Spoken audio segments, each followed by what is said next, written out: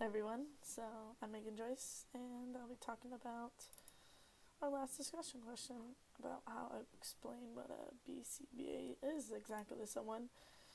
And I feel like I do this all the time with like my old classmates and peers who don't know what applied behavior analysis is. Well, first I explain how behavior analysis is like a behavior therapy for children diagnosed with autism and how we use like programs and inventions or like research based on decreasing problem behaviors or increasing certain like academic type of behaviors. So I would exactly explain what that means.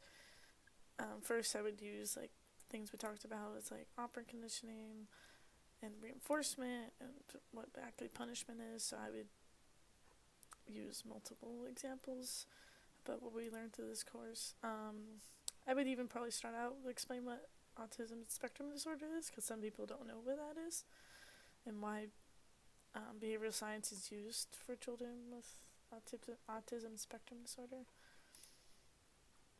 But I would go over reinforcement, punishment, like I said earlier, and how those are used to increase or decrease behavior.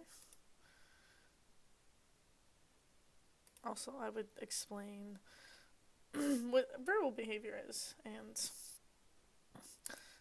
how that's used to actually teach children autism, like man's tax, like asking for things, being able to identify objects in their environment. So very basic skills that is easy for us but hard for some children.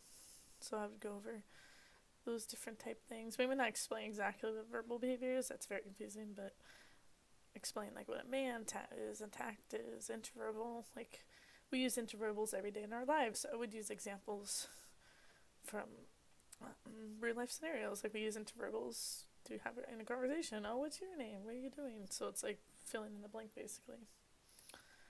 And lastly, I would probably show them some of those articles we read this week about like gambling, addiction, decreasing habits. So I would go over how it's actually used in certain types of therapies. So I would just explain different aspects of it and how it's actually used in every day of our lives. So yeah,